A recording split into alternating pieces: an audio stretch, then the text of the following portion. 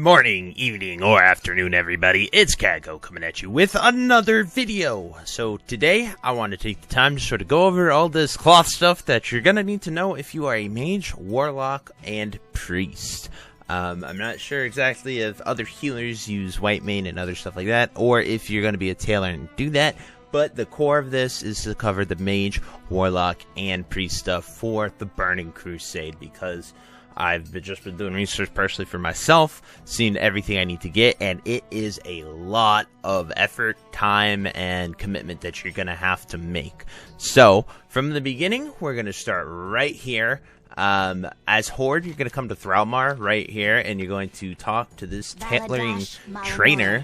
You're going to learn the next level of tailoring, a bunch of these recipes. I'm level 300 straight from Classic, and that's the first step. If you are Alliance, there's one at Honor Hold. I don't know exactly where that is. I do not have an Alliance character to sort of show you that at the moment. But anyway, that is the first step. Next, since I have already gone to the Shattrath, I'm going to Hearth to Scryer's Hold and head to the cloth specialization people, and this is where it starts to get a bit much.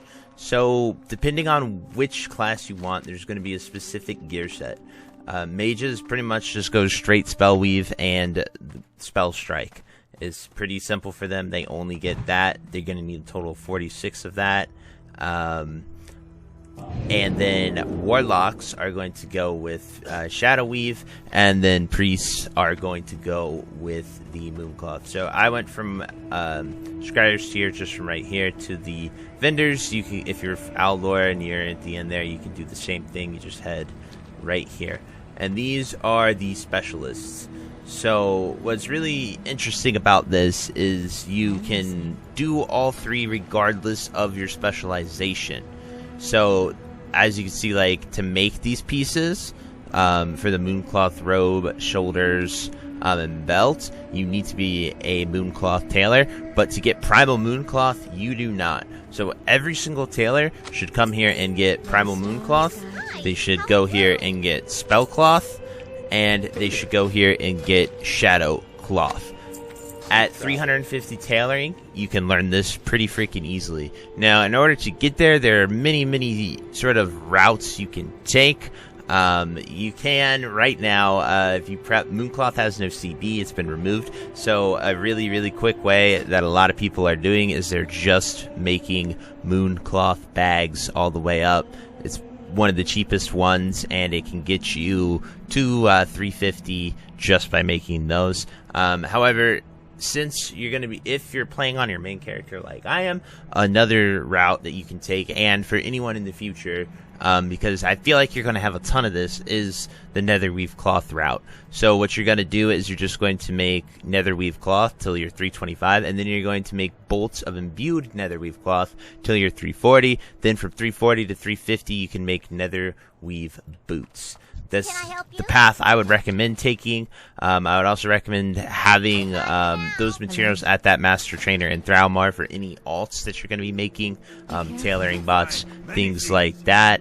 As you can see right here, here's the bolt of imbued Netherweave. You can buy this and send it to anyone that you want. You can also make imbued Netherweave bags if you want 18 slaughters. That's something that you're going to have to decide later, but that's just a few of the paths that I'd recommend getting to 350 tailoring. Important thing to mention is that once you hit 350 tailoring on anything, you are going to be able to specialize your tailoring. Now, a specialization for each of these, you can only be one, and when you pick that specialization, that's sort of how you learn those, but it will give you double cloth for whichever one you do. So each cast of Shadow Weave, each cast of Spell Weave, and each class of Mooncloth is going to be double, which is really good for you. It makes it so much quicker. And each of these Mooncloths have a cooldown of 3 days and 20 hours. So it's almost 4 days per use of this. So it's super important to note that and make sure you guys are aware of this, and that's why there's going to be such a rush for having a bunch of tailoring alts and stuff like that, because unlike alchemy, you do not need to be a certain level to specialize. You can specialize here at 60. It's super easy, and it's very, very recommended that you do this for your bots and such. But anyway, guys, now we're going to continue talking about what we're going to do next. Alrighty, guys, so if you're here, you're looking at the Mooncloth type of gear. So this is specifically meant for priests, I guess, because it is cloth. However, every single healer can use this and probably will use this in some degree at some point, depending on the gear they have. You know, if they have Biznax, then like the Primal Mooncloth is sort of up for debate, really. The big thing is that 3 set of mana regeneration is huge, but from what I'm seeing for next, mana regen isn't always the case. So like, this is more specifically for like paladins and people who could wear those bigger armors. Shamans as well. Druid probably would still consider this, but it is just really good gear. Gives you a lot of healing, gives you a lot of mana per 5, as well as the sockets, which are super big. But anyway, you come here, you get your Primal Mooncloth recipe, you get your belt, robe, shoulders. Those are all really, really good for you to sort of have.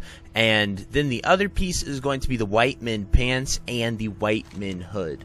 So when we look here, they both drop from instances by TBC, which is over here. It's the raid. It's on the edge of Netherstorm in this area. And so the Whitemend pants drop from Delilah, the Doomsayer within Alcatraz. And the Whitemend hood drops from Warp Splinter from the Botanica. So just 2 instances right here. You get those patterns. The patterns for the Whitemend set, similar to the Spellstrike set, are bind on pickup, meaning you won't be able to buy these off the auction house. You actually have to go and get them. From what I can see, it does not have to be heroic, so that's really, really good for you guys in order to get these pieces. And then the other requirement is that these things are actually BOE, the gear that you make. So you can just flat out buy the gear, but if you want to make it, you have to make sure you go and get those pieces. If you do not, then it will be another grind for you to do at a different time, or you can just flat out buy it with the gold. Up to you.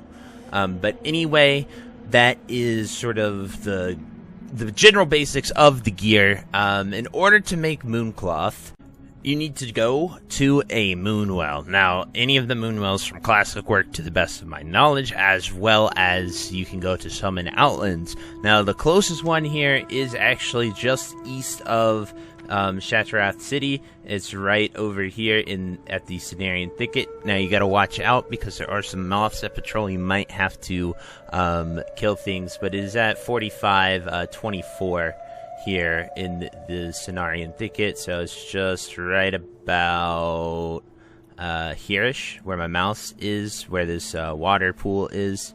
Just right out there, so it's not very far at all.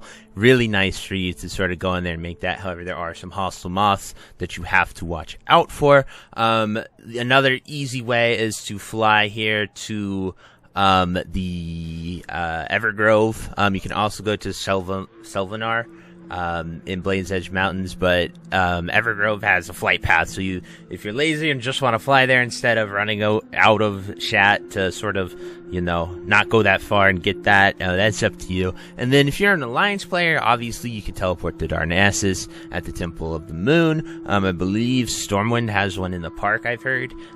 So there's just a lot of places that you can go to make this all the same as Classic. But you're going to be making a lot of this. And let's get into the final total materials that you're going to need to make all of this. So it's going to be the 138 bolts of netherweave and the 92 arcane dust. Kind of a recurring theme, but that makes your 46 imbued netherweave cloth, because all 3 of these sets use, that magical 46 number for these cloths. So that's pretty cool that it's balanced and fair that way. Then the next thing we have is the 62 Primal Life, the 56 Primal Water, the 22 Primal Mana, the 10 Primal Air, the 10 Primal Earth, the 10 Primal Fires, the 2 Primal Nethers, and the 8 Netherweb Spider Silk. Now this will net you total the 48 Primal Mooncloth you need, and the 10 Primal Mites, assuming you have an Alchemist to make those while you're doing it. Similar to the Spell Strike stuff, the Whitemend set is obviously the big one, but it also takes a lot of mats, and you won't necessarily have this right away because you're going to need those Primal Nethers. You're going to just need so much in order to get this stuff, so it's just something to sort of consider while you're sort of grinding. I would definitely recommend focusing your Tailors before your Alchemists, because the Alchemist is pretty easy to do, as well as it can just make it pretty regularly. As well as the Alchemist is sort of, you run into a problem of you have to be 68 in order to do that, and level tailoring you only have to be 60. So if you have any alts, anything like that, I would strongly recommend that you get on those bots, get them leveled as soon as you possibly can. Anyway, guys, that's it for this video. I hope you enjoyed it. I hope it helps you out. And if there's any questions, anything like that, please let me know. I would be happy to answer it. And make sure you like, comment, subscribe. It really helps. So anyway, guys, I'll see you next time. Bye-bye. If you made it to the end of this video, thank you so much for watching. It truly means a lot to me. If you happen to find anyone that you know would also benefit from watching this video, please share it with them. It helps me out a ton and allows me to keep doing what I love every single day, and that is gaming and sort of helping people any way that I can. So finally, thank you so much, and I hope you have a fantastic day. Goodbye.